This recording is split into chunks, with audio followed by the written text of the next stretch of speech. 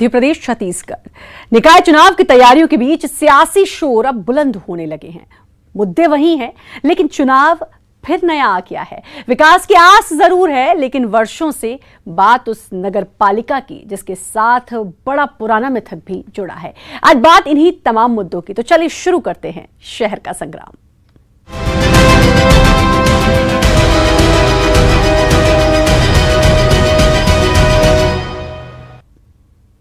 नगरपालिका चुनाव की आहट मिलते ही शहर में सत्ता के लिए संग्राम की तैयारियां जोर पकड़ने लगी हैं। कहीं मुद्दों की तलाश हो रही है तो कहीं मुद्दों को भुनाने की कोशिश। चलिए देखते हैं उमरिया जिले की नगर पंचायत चंदिया का हाल।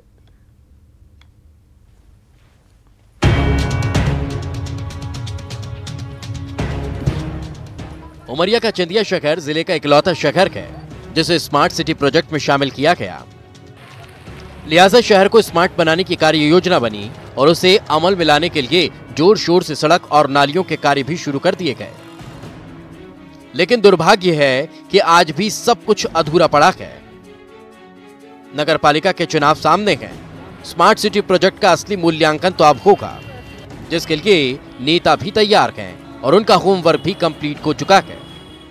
वो नगर के विकास का कोई भी मामला लीजिए, आप चंदिया में चाहे स्टेडियम का मामला हो, रोड का मामला हो, नालियों का मामला हो, आपके जो है कॉलेज का मामला हो, जितने भी विकास कार्य हुए हैं वो सब भारतीय जनता पार्टी के शासनकाल में हुए हैं।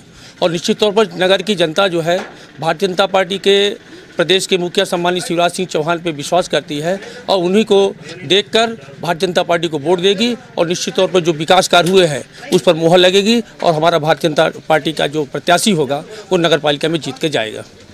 क्या स्मार्ट सिटी की कोई सुविधाएं लोगों को मिली? लोगों ने स्मार्ट सिटी के लिए अपना संघर्ष किया और कांग्रेस पार्टी से संघर्ष किया, लेकिन स्मार्ट सिटी क्या सुविधा मिली? किसी को सुविधा नहीं मिली, किसी तरह की सुविधाएं नहीं मिली गई। हालांकि नेताओं के होमवर्क से कुछ खोना जाना नहीं है। असल मूल्यांकन तो उस आम जनता को करना है जिसके लिए सरकार ने यह सौगात दी थी। ये बात सही है कि परेशानियों की नींव पर ही विकास का भवन बनकर तैयार होता है, लिहाजा निर्माण के समय की नाराजगी जायज हो जाती है। लेकिन परेशानी धंधे में आड़े आ जाए तो फिर क्या कहेंगे? कुछ ऐसे ही सवाल हैं स्थानीय व्यापारियों और रहवासियों के। धंधे पे तो पूरा 2 साल से हम लोग रोड में हैं, 1.5 साल से जब से ये तोड़ फोड़ हुई है 18 सितंबर से, तब से आज तक हम लोगों की स्थिति बहुत खराब है। व्यापारियों में है कि नाराजगी है? अब मैं सारे व्यापारी, लेकिन हम तो बहुत परेशान है। करीब करीब व्यापारी परेशान है। फुटकर का धंधा यहाँ से खत्म हो चुका है। भैया स्मार्ट सिटी के जो गाइडलाइन है उसके हिसाब से ये पंचायत लेवल का काम हुआ है। ये स्मार्ट सिटी के नाम पे ठेकेदार और एमपी यूडीसी के लोगों ने बेवकूफ़ बनाया है। इसमें कम से कम मतलब ये समझ लीजिए 50% का लोचा किए हैं, बिल्कुल गुणवत्ता विहीन काम किए हैं। ये सरिया, सीमेंट, रेता, गिट्टी तक में इन लोगों ने मतलब चोरी की है। 20 mm के जगह में 10% भी 20 mm की गिट्टी नहीं लगी। अब पूरी मार्केट जो यहाँ पे लगती थी वो पूरी हॉस्पिटल के पास लगवा के वहाँ 10-10 हज़ार 20-20 हज़ार रुपये किराया लिया जा रहा है। बताइए, मैं जाऊँ तो किराया दूंगा कि घर में खवाऊँगा? लड़का भी है, मेरी बीवी भी है। यहाँ का बाजार हटा के बहुत बेकार किया गया है सर। पहला मुद्दा तो यही है कि मध्य प्रदेश शासन ने इसको मतलब मिनी स्मार्ट सिटी बनाया है और बनाया है, पर उसकी जो गुणवत्ता होनी चाहिए, जो जिस मापदंड से इस नगर का विकास होना चाहिए वो मापदंड में खरी नहीं उतर रही है। तो प्रमुख मुद्दा तो यही रहेगा, स्मार्ट सिटी। बहरहाल शहर को स्मार्ट बनाने की कवायद 4 साल से जारी है। अतिक्रमण कटे, सड़कें चौड़ी हुई, लेकिन अधूरी पड़ी नालियां और गंदगी के साथ बाजार का हटना शायद बीजेपी के लिए फायदेमंद हो, मगर कांग्रेसियों को तो लगता है कि उन्हें उसका फायदा होगा और बीजेपी खामियाजा भुगतेगी। जिस तरह से मिनी स्मार्ट सिटी के नाम पर शहर को खंडहर किया गया और भारतीय जनता पार्टी की नेता जिस तरह से मिनी स्मार्ट सिटी बनाने के नाम पर चंदिया शहर को खंडहर किया और खुद स्मार्ट बन गए, है ना, ये मुद्दे हमको खुद चुनाव में हमको विजय कांग्रेस को दिलाएंगे। स्मार्ट सिटी मिलने से चंदिया नगर पालिका में हम भारतीय जनता पार्टी का जो भी हमारा प्रत्याशी होगा वो जीतेगा। और निश्चित रूप से चंदिया का विकास हुआ है और चंदिया स्मार्ट नगर होने की स्थिति में है। चंदिया में 4 साल पहले जो विकास के सपने दिखाए गए थे उसे अंजाम तक पहुंचाने में कितना समय लगेगा, इसका सही जवाब किसी के पास नहीं। फिलहाल तो नगरीय निकाय चुनाव सामने हैं। अब देखना होगा कि मतदाता किस पर भरोसा कर राज तिलक करता है और किसे 5 साल के लिए वनवास। विजेंद्र तिवारी, न्यूज़ 18 उमरिया।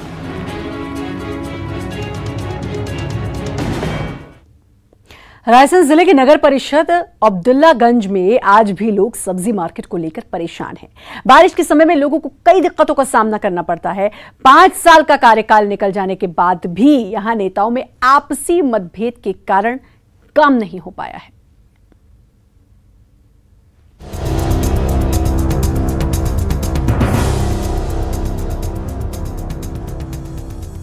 मध्य प्रदेश की राजधानी से सटे रायसेन जिले की अब्दुल्लागंज नगर परिषद में आज भी लोग कई सुविधाओं से वंचित हैं। सब्जी मंडी के नाम पर भुगतान कर पैसे निकाल लिए गए, लेकिन काम अधूरा पड़ा गया। नगर में आम लोगों सहित छोटे छोटे सब्जी दुकानदारों को कई समस्याओं का सामना करना पड़ता है, जो बारिश के कीचड़ में भी सड़कों के किनारे सब्जी की दुकान लगाने को मजबूर रहते हैं। वहीं सर्दी गर्मी में धूल एक बड़ी परेशानी बनती है। नगर परिषद द्वारा प्रतिदिन टैक्स लिए जाने के बावजूद सुविधा नहीं है। बीजेपी कांग्रेस दोनों पार्टियां भारी भ्रष्टाचार के आरोप लगा रही हैं। कीचड़ खपना मस्ती है, रोड नहीं बना अभी तक, तो धूल मिट्टी, गर्मी में भी धूल मिट्टी होती है और बारिश में कीचड़ खपना के कारण ग्राहक को आने जाने में परेशानी होती है और दुकान अपन सही से नहीं लगा पाते। कभी इधर से पानी भरा रहा, कभी उधर से पानी भरा रहा, तो और कीचड़ हो जाती है सब में। यहाँ 4 साल बीजेपी का कब्जा रहा, पर कोई काम नहीं कराए गए। पार्षदों के नगर अध्यक्ष को सहयोग नहीं मिलने से नगर अध्यक्ष परेशान होकर कांग्रेस में शामिल हो गए। नगर अध्यक्ष हरप्रीत कौर बिट्टू रानी 4 साल के कार्यकाल के बाद बीजेपी छोड़ कांग्रेस में शामिल हो गई, लेकिन इस समय बीच में लटकी नजर आ रही है। बीजेपी को छोड़ दिया और कांग्रेस में हाशिए पर हैं। हरप्रीत कौर ने बीजेपी से इस्तीफा देकर दिग्विजय सिंह के संरक्षण में कांग्रेस की सदस्यता ली थी, लेकिन भोजपुर में सुरेश पचौरी गुट का दबदबा रहता है। यही वजह है कि दिग्विजय गुट अलग होने के कारण बीच में लटकी नजर आ रही है। उधर कांग्रेस बीजेपी के पार्षद अध्यक्ष में आपसी मतभेद ज्यादा देखने को मिल रहा है, जिससे नगर की जनता का नुकसान हुआ। मार्केट नहीं बनने से बरसात के दिनों में इतनी समस्याएं आती कि जो एक बार यहाँ बाजार करने आ जाए तो वो समझ जाएगा कि यहाँ हम किन परिस्थितियों से गुजर रहे हैं। घुटने घुटने खप रहे हैं, ये स्थिति है। कई बार उस रोड चबूतरों का निर्माण के लिए नगर पंचायत ने काम बढ़ाया, बीच में रोक दिया गया आपसी मतभेदों के चलते। अध्यक्ष सोचता है कि मैं उसका श्रेय ले लूँ, पार्षद सोचता है मैं अपना श्रेय ले लूँ। इस चक्कर में जनता की किसी को फिक्र नहीं है। अपना अपना श्रेय लेने के चक्कर में कांग्रेस सोचती पूरा श्रेय मुझे मिल जाए। अगर वहाँ उस वार्ड में पार्षद भाजपा का है तो वो चाहता है ये काम नहीं हो। कांग्रेस का कहना है कि बीजेपी की 50 वर्ष से नगर परिषद है। सीधा हस्तक्षेप भोजपुर विधायक सुरेंद्र पटवा का रहता है। इसके बाद भी सब्जी मंडी का निर्माण नहीं हो पाया। गुरुवार को बाजार लगता है। 75 गांव यहां जुड़े हुए हैं। सुविधाएं शून्य हैं। कीचड़ बारिश में बाजार करते हैं। वैध और अवैध वसूली से लोग परेशान हैं। कभी 40 कभी 50 रुपये लिए जाते हैं। इसके बाद भी कोई सुविधा नहीं है। सब्जी मंडी नहीं होने के कारण विगत 5 वर्षों से यहाँ पर बीजेपी की नगर परिषद है। सुरेंद्र पटवा का सीधा हस्तक्षेप नगर परिषद में रहता है। उसके बाद भी यहाँ सब्जी मंडी का पूर्ण निर्माण नहीं हो पाया। आसपास के 72 गांव जो हैं ये अब्दुल्लागंज हाट बाज़ार से जुड़े हैं। गुरुवार यहाँ हाट बाज़ार लगता है। सुविधाएं बिल्कुल शून्य हैं। लोग बारिश के टाइम कीचड़ों में बाजार करते हैं, गर्मियों में धूल का सामना करते हैं। जो दुकान यहाँ सब्जी में लगाते हैं वो भी परेशान हैं, चाहे वो वसूली हो, चाहे अवैध वसूली हो। कभी 40 रुपये उनसे लिए जाते हैं, कभी 50 रुपये, कभी नगर परिषद उनका 10-20 रुपये उनसे लेती है। उसके बाद भी सुविधा के नाम पर उनको कुछ मुहैया नहीं। उधर बीजेपी का कहना है कि जब से नगर पंचायत बनी कांग्रेस का शासन रहा, जब भी नगर के विकास की बात आती है नगरीय निकाय का महत्वपूर्ण योगदान रहता है। यहाँ संतुलन की बड़ी कमी रही है, इस कारण काम अधूरे पड़े हैं। बाजार का निर्माण शुरू किया था, न जाने किन कारणों से पूरा न हो पाया। बीजेपी नेताओं का कहना है कि सब्जी बाजार की बड़ी समस्या है जिसे जल्द से जल्द हल किया जाएगा। आसपास के 100 गांव ओबेदुल्लागंज से जुड़े हुए हैं। जब से हमने देखा है नगर पंचायत बनी है यहाँ पे, उसका से लगातार यहाँ पे कांग्रेस का शासन रहा है नगर पंचायत में। और ये चीज़ आप भी जानते हैं कि जब भी नगर के विकास की बात आती है तो नगरीय निकाय का एक महत्वपूर्ण योगदान उसके अंदर होता है। और क्योंकि यहाँ पे एक संतुलन की बड़ी कमी रही, इस कारण से जो है वो यहाँ पे इस बाज़ार का डेवलपमेंट है। पिछली एक कार्यकाल में यहाँ बाज़ार का निर्माण शुरू किया गया था, लेकिन न जाने किन कारणों से वो पूरा ना हो पाया और वो भी कुछ व्यवस्थित सा नहीं था। इस कारण से यहाँ ये सब्जी मार्केट की बड़ी एक समस्या है जिसको जल्द से जल्द हल किया जाना चाहिए, क्योंकि यहाँ पर आसपास के जो 100 गांव हैं वो ओबेदुल्लागंज से जुड़े हुए हैं और बाज़ार करने के लिए सब लोग यहीं आते हैं। इसलिए ये एक बहुत महत्वपूर्ण विषय है कि इस पे जल्द से जल्द जो है यहाँ पे सब्जी मार्केट का निर्माण होना। अब दोनों पार्टियों के नेता धीरे धीरे नगर में उतरते नजर आ रहे हैं और वोट बटोरने की कवायद में जुटे हैं। इन नेताओं को जनता के गुस्से का सामना भी करना पड़ रहा है।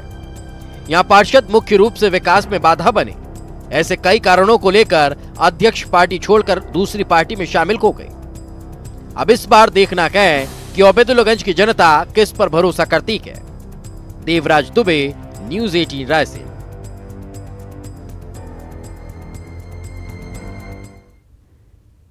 झाबुआ की मेघनगर नगर पंचायत अपनी माटी कला के लिए प्रदेश और प्रदेश के बाहर मशहूर है। मिट्टी से बने बर्तन, झूमर, दिए और दूसरी सामग्री लोगों को खूब पसंद आती है।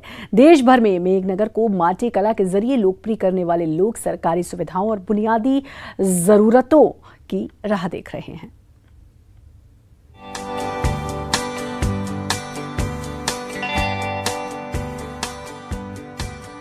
चाक पर चलते इन हाथों से पल में सुंदर कलाकृति तैयार हो जाती है। इन कुशल हाथों का ही कमाल है कि मिट्टी इशारे से सुंदर कलाकृति में ढल जाती है।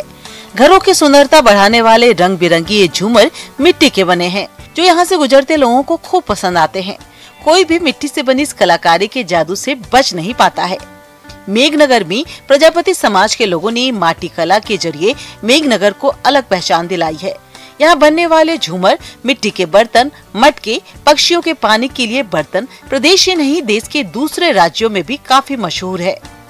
गर्मी को देखते हुए विशेष रूप से यहाँ मिट्टी बोतल, जग और जार बनाने का काम किया जा रहा है। इस हाथों की कलाकारी की मांग देश के अलग अलग राज्यों में रहती है, लेकिन इस पहचान के बीच यहाँ के लोगों को कई बुनियादी सुविधाओं की कमी सता रही है। हम गुल्लक बनाते, चिड़िया का पानी पिलाने का बनाते, मटकिया बनाते, सब्जी बनाने का बनाते, सब बर्तन बनाते, पूरा आइटम, झूमर बनाते। अच्छा, कहाँ जाता माल जाता, इंदौर जाता, भोपाल जाता, बलवानी जाता, रतलाम जाता, एटलावा, थानला और ये राजस्थान। किसी फोन से आप संपर्क में आते, कैसे यहाँ आते? नहीं, फोन से हो जाती बात, तो हो जाती फोन तो गाड़ी लेके आते तो बढ़ा देते माल हम। हाँ, मकान भी नहीं मिला, ये तो पूरा मकान गिरे ऐसा हो रहा मेरा। वो कह रहा हाँ आ जाएगा, अभी तो मकान आने का ठिकाना नहीं है, कागज भरते सब भरते, 3 साल हो गए, कुछ भी नहीं मिला। क्या बना रहे आप? ये कुंडे बना रहे, कुंडे। कहाँ जाएंगे ये? बम्बई। बम्बई जाएंगे। कितने का ऑर्डर मिला? ये 20,000 का। अच्छा, पता इन सब चीज़ों का तो फायदा होगा कि नहीं होगा? ये मेहनत करते हैं। हाँ। अंदर का अंदर ही है। हाँ। कहीं फायदा मिलता नहीं, लड़की करते हैं ना, खाते बस। हमारा माल जाता है महाराष्ट्र जाता है, बम्बई जाता है और इधर भोपाल भी जाता है, इंदौर भी जाता है, राजस्थान भी जाता है, सभी दूर जाता है। अपनी माटी कला से मेघनगर को पहचान दिलाने वाले ये कलाकार सरकारी सुविधाओं की राह देख रहे हैं। वहीं पंचायत में कई बार आवेदन के बाद जहां ये काम करते हैं, वहां ना तो पानी पहुंचा और ना ही सड़क बनी। तो कई लोग ऐसे भी हैं जो सरकारी मदद से पक्के मकान की राह देख रहे हैं। अपनी कलाकारी से दूसरों के घरों को सजाने वाले अपनी जरूरतों के लिए मोहताज हैं। सड़क कच्ची है, ये सड़क भी हमने मोरम डाल के बनाई। अच्छा। कोई नहीं बनाता मोरम भी, पंचायत वाले भी नहीं बनाते। अच्छा, 5 साल हो गए उनको? पूरे क्या 5 साल नहीं है, तो हम तो करीबन 21-22 साल हो गए यहाँ पे। ऐसा ही पानी तो कुआं है यहाँ पे, वहाँ से भरते हैं। पाइप लाइन डली हुई, वो भी नल नहीं दे रहे। माटी कला से जुड़े इन लोगों की कला की मांग देश में काफी है, लेकिन इस मांग की पूर्ति के लिए इनके पास संसाधन नहीं है। मिट्टी इन्हें बाहर से खरीद कर लानी पड़ती है। इलेक्ट्रॉनिक चाक काफी महंगी होती है, इसलिए इन्हें सरकारी मदद की जरूरत महसूस होती है। बैंक इनकी हालत देखकर लोन नहीं देती। इस काम से जुड़े लोग कहते हैं कि सरकार इन्हें लोन मुहैया करवाए तो इनके संसाधन बढ़ सकते हैं, जिससे इनके काम में तेजी आएगी, जिससे उनकी आय और शहर का नाम दोनों बढ़ेगा। मेरे को तो सरकार कोई मदद कर नहीं रही। जाते तो लोन लेने जाते जब्बा में बोलते इतने पैसे नहीं मिलेंगे तुमको। कौन बैंक वाले बोलते हैं? हमारा जब्बा वाले बोले, बैंक वाले भी बोलते हैं कितने पैसों क्या करोगे, हमको इतना माल लाना पड़ता। अभी चोटीला से 1 लाख का माल लाना पड़ता, फिर दूसरा आइटम भी लाना पड़ता 2-3 लाख रुपए का माल, फिर गाड़ा लाना पड़ता 50,000 रुपये का, फिर चाकड़ा नहीं मिलता। तो पैसे इनके लिए तो चाहिए हमको, नहीं मिल रहा। लोग वाले गए थे, जब्बा पहले भी गए थे हम, तो बोले कि हाँ हो जाएगा, तो फिर 10 बार गए तो कागज सब दे दिया। उसका बैंक वाले पास निकल भी क्या करना जाके। सुविधा तो नहीं मिल रही, जो सरकार दे रही है सुविधा नहीं मिल रही। जैसे गुजरात में सुविधा ऐसी यहाँ पे नहीं है सुविधा। क्या क्या सुविधा चाहिए आपको? हमको मशीनें चाहिए, और अभी मिट्टी का भी हमको ये खरीद के लाना पड़ रही, मिट्टी भी नहीं मिल रही। कहाँ से लाते हो खरीद के? बाहर से लाते हैं, दूसरे गांव से। और मशीनें भी वही उधर गुजरात से लाते हैं। अच्छा, गुजरात। सरकार कुछ लोन भी देवे तो हमको थोड़ा सहयोग हो जाए, सब्सिडी वाला। तो हम चाहे मशीनें मिल जाए और मतलब सब्सिडी मिल जाए तो और सहयोग हो जाए हमारा। अभी नहीं मिलता? अभी नहीं है कुछ भी। कितना समय लगता है? एक दिन कितने जग कितने बन जाते हैं? एक दिन में 50 जग बनते हैं। 50 जग। अगर हमारे पास मशीन हो तो ज़्यादा भी काम कर सकते हैं। अच्छा, पूरा फिर फिनिशिंग कलर वाला करना पड़ता है। हाँ। अच्छा, मशीन आ जाए कितने बन सकते हैं? मशीन आ जाए तो फिर 200-500 भी बना सकते हैं। इस कला के कदरदान भी चाहते हैं कि मेघनगर को सम्मान दिलाने वाले इन माटी कलाकारों को सुविधाएं मिलनी चाहिए। माटी कला बोर्ड और दूसरे विभागों की जानकारी का इनके पास अभाव है।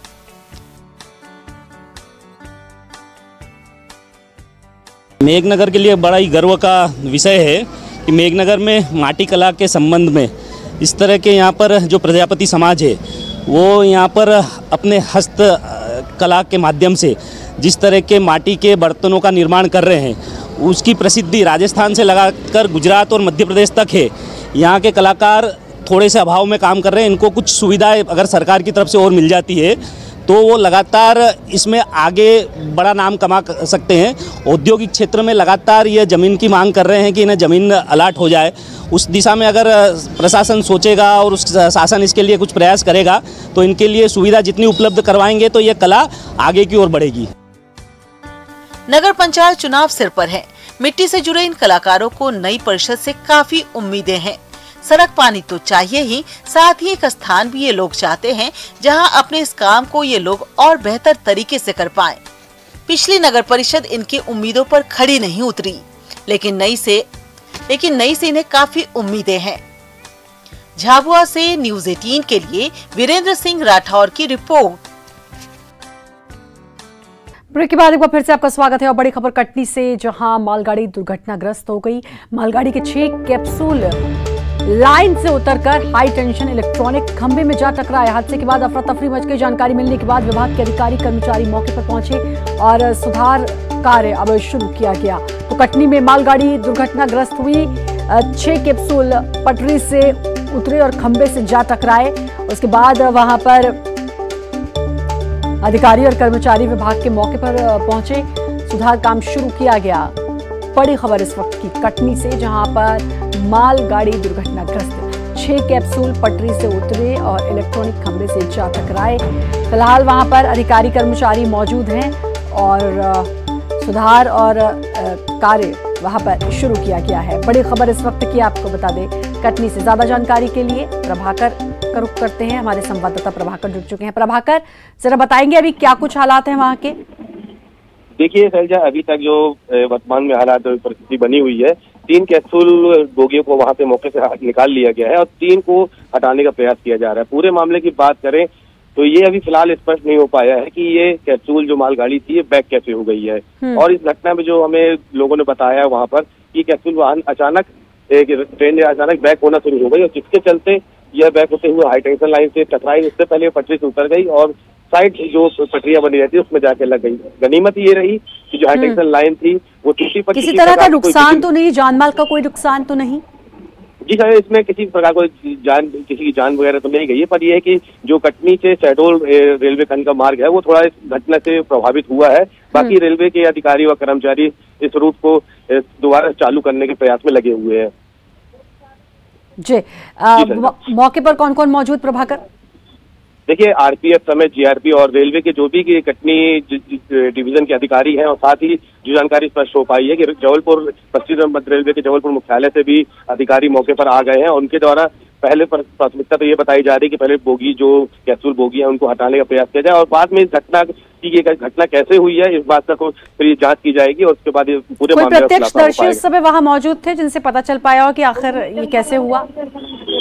देखिए, ये जो हमारे पास जानकारी स्पष्ट हो पाई है, ये कैप्सूल ट्रेन कल ही कटनी आई हुई थी और ये ट्रेन खड़ी हुई थी, पर आज अचानक ये एकदम से बैक होना शुरू होती है, जिसके चलते यह पटरी से उतरती है और उसके बाद जाके रेलवे की हाई टेंशन लाइन से टकरा जाती है। तो इस घटना के बाद पूरे इलाके में सनसनी फैल जाती है, क्योंकि हाई टेंशन लाइन काफी हैवी रही, पर इसमें किसी प्रकार की कोई जान माल का नुकसान नहीं हुआ है। और रेलवे के आला अधिकारी इस जो दुर्घटना में जो क्षति हुई है उसके आकलन में लगे हुए हैं, और रेलवे के शहडोल कटनी मार्ग का जो यातायात है उसे सुचारू करने के प्रयास में लगे हुए हैं। जी प्रभाकर, बहुत बहुत शुक्रिया तमाम जानकारी देने के लिए। तो ये कटनी से बड़ी खबर, जहां मालगाड़ी के 6 कैप्सूल्स पटरी से उतर गए और खंबा था, इलेक्ट्रॉनिक खंबा, जिससे जा टकराए। राहत की बात यह है किसी तरह के जानमाल के नुकसान की कोई खबर नहीं है, लेकिन अभी ये जांच की जा रही है कि आखिर ये सब कैसे हुआ। इस सब की पड़ताल बड़े अधिकारी, कर्मचारी, जीआरपी के अधिकारी सब वहां पर मौजूद हैं।